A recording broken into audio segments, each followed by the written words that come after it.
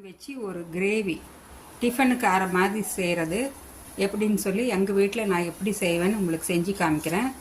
பாருங்கள், காளான் வாங்கி நல்லா கழுவி மஞ்சத்தூள் சுடு தண்ணியில் போட்டு நல்லா ஒரு தடவை 2 தடவை கழுவியாச்சு. நல்லா ஒரு கைப்பிடி அளவுக்கு தேங்காய் எடுத்துக்கிட்டேன். சின்ன வெங்காயம் 2 தக்காளி, கொஞ்சம் கருவேப்பிலை, கொத்தமல்லி. இப்போ நான் குக்கரில் தான் தாளிக்க போகிறேன். அதுக்கு இஞ்சி பூண்டு பேஸ்ட் 1 டேபிள் ஸ்பூன். இப்போ குக்கர் வச்சுருக்கேன். குக்கரில் எண்ணெய் ஊற்றிக்கலாம். இப்போ நான் நல்லெண்ணெயில் தான் தாளிக்க போகிறேன். 3 டீஸ்பூன் நல்லெண்ணெய் ஊற்றிக்கலாம். கடுகு ஒரு அரை டீஸ்பூன் போட்டுக்கலாம். சீரகம் அரை டீஸ்பூன் போட்டுக்கலாம்.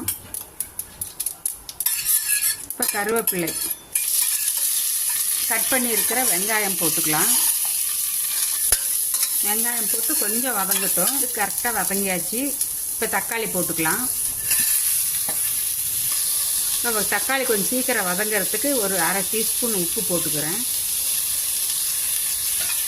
உப்பு போட்டால் சீக்கிரமாக அந்த தக்காளி வெங்காயம் நல்லா மசிஞ்சு நல்லா வெந்து வந்துடும். ஏன்னா நான் எண்ணெய் கம்மியாக ஊற்றுறதுனால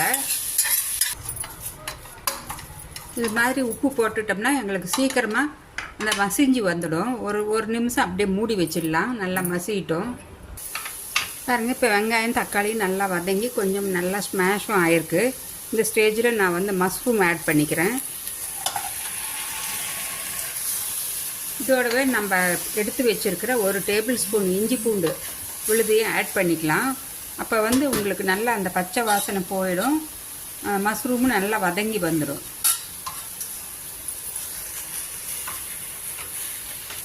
இப்போ இதோட கொஞ்சம் மஞ்சத்தூள், கொஞ்சம் காரத்துக்கு தேவையான அளவு ரெட் சில்லி பவுடர் ஆட் பண்ணிக்கலாம். அரை டீஸ்பூன் மஞ்சத்தூள், 1 டீஸ்பூன் மிளகாய்த்தூள். காரமெல்லாம் அவங்கவுங்க பிரியந்தாங்க. காரம் உங்களோட டேஸ்ட்டுக்கு தகுந்த மாதிரி நீங்கள் காரம் ஆட் பண்ணிக்கலாம். நான் 1 டீஸ்பூன் நிறையா ஆட் பண்ணியிருக்கேன் மிளகாய்த்தூள்.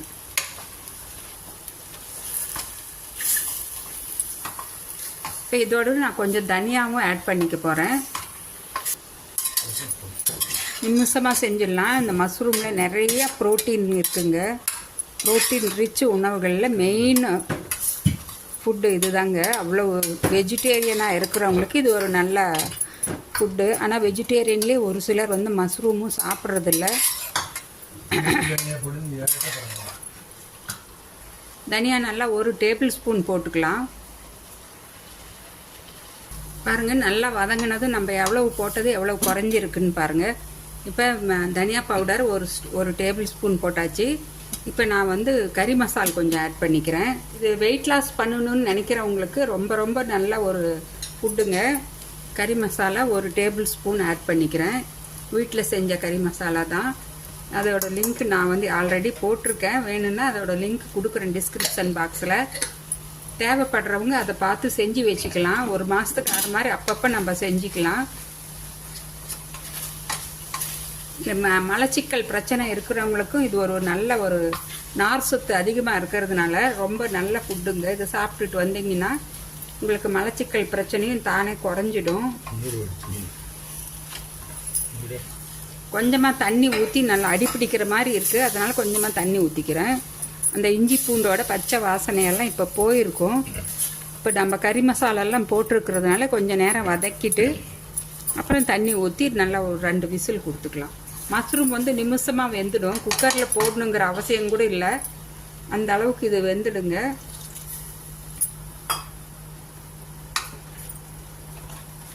ஹார்ட்டுக்கு ரொம்பவும் நல்லது. புற்றுநோய் இருக்கிறவங்களுக்கு ரொம்ப ரொம்ப நல்லது.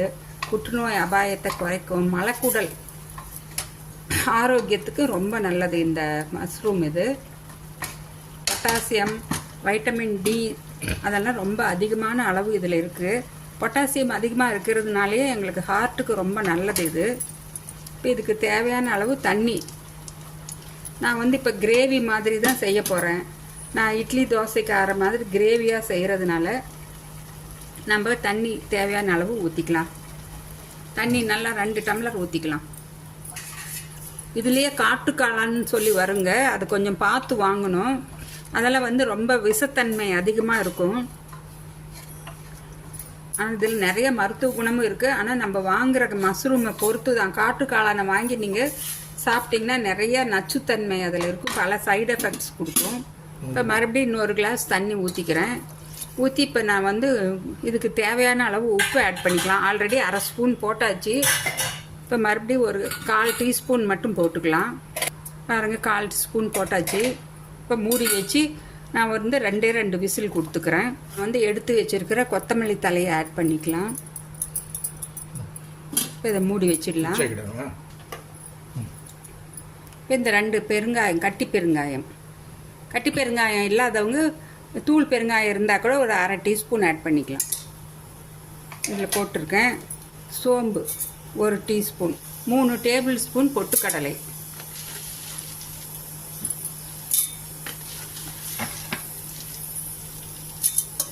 இதை போட்டு முதல்ல நல்லா பவுட்ரு பண்ணிக்கலாம். கடைசியாக தேங்காயை போட்டு திப்பியாக அரைச்சிக்கலாம். பாருங்கள், ஒரு 10 மிளகு இதோட ஆட் பண்ணிக்கிட்டேன். பாருங்கள், இந்த மாதிரி நல்லா பவுட்ரு பண்ணிக்கிட்டேன். அந்த சோம்பு, பெருங்காயம், பொட்டுக்கடலை அதெல்லாம் நல்லா பவுட்ரு பண்ணியாச்சு. இப்போ நான் எடுத்து வச்சுருக்கிற இந்த தேங்காய் அதையும் போட்டு கொஞ்சம் திப்பியாக அரைச்சி எடுத்துக்கலாம். தேவையான அளவு தண்ணி ஊற்றி கொஞ்சம் திப்பியாக அரைச்சி எடுத்துக்கலாம். பாருங்கள், இந்த மாதிரி கொஞ்சம் திப்பியாக அரைச்சி எடுத்துக்கிட்டேன். இதில் கொஞ்சம் தண்ணி,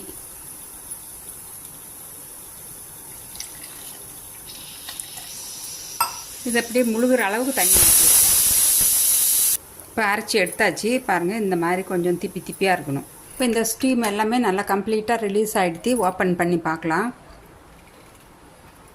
பாருங்கள், நல்லாவே மஷ்ரூம் கிரேவி, மஷ்ரூமும் நல்லா வெந்து சூப்பராக வெந்து வந்திருக்கு.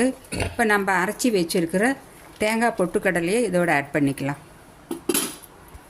இப்போ ஸ்டவ் ஆன் பண்ணியாச்சு. அரைச்சி வச்சுருக்கிற தேங்காய் பொட்டுக்கடலை இதோட ஆட் பண்ணி கொஞ்ச நேரம் கொதிக்க வச்சா போதும். இப்போ மிக்சியை கழுவி நல்லா 1 டம்ளர் அளவுக்கு தண்ணி ஊற்றிக்கலாம்.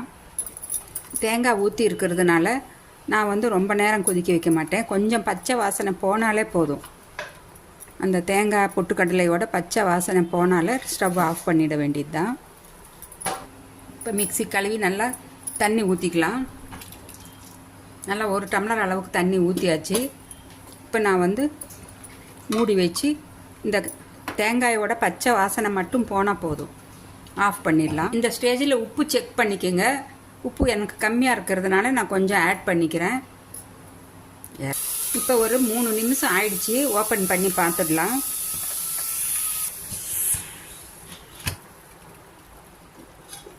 சூப்பராக மஷ்ரூம் கிரேவி ரெடி ஆயிடுச்சு. பாருங்கள், தேங்காய் போட்டு இந்த தேங்காயோட பச்சை வாசனை எல்லாமே போய் நல்லா யம்மியாக சூப்பராக ரெடி ஆகிருக்கு. இது நோய் எதிர்ப்பு சக்தியை கொடுக்கும், ரொம்ப நல்லது உடம்புக்கு. நீங்களும் ஒரு தடவை இதே மாதிரி செஞ்சு சாப்பிட்டு பாருங்கள். கடைசியாக ஃபைனலாக நான் எப்பவுமே ஸ்டவ் ஆஃப் பண்ணிவிட்டு கொஞ்சமாக பச்சை கருவேப்பிலை, கொத்தமல்லி தழை ஆட் பண்ணுவேன். அதுதாங்க இந்த கிரேவிக்கு நல்ல ஒரு அரோமா, சூப்பராக இருக்கும். கொதிக்க வைக்கக்கூடாது. கொதிக்க வைக்காமல் இப்படி நீங்கள் போட்டு வச்சு மூடி வச்சுடுங்க. இதுக்கு வந்து இட்லி, தோசை, பணியாரம், சப்பாத்தி, பூரி எல்லாமே சூப்பர் டேஸ்ட்டாக இருக்கும். நீங்கள் இது மாதிரி ஒரு தடவை செஞ்சு சாப்பிட்டு பாருங்கள். ரொம்ப ரொம்ப ரொம்ப நல்லது உடம்புக்கு. ரொம்ப ஹெல்த்தியான நோய் எதிர்ப்பு சக்தியை கொடுக்குற மஷ்ரூம் கிரேவி செஞ்சு சாப்பிட்டு பார்த்து உங்கள் ஃபீட்பேக்கை எனக்கு கமெண்ட்ஸ் கொடுங்க ஃப்ரெண்ட்ஸ். நான் மறுபடியும் உங்களை அடுத்த ஒரு இன்ட்ரெஸ்டிங்கான வீடியோவில் சந்திக்கிறேன். Bye by.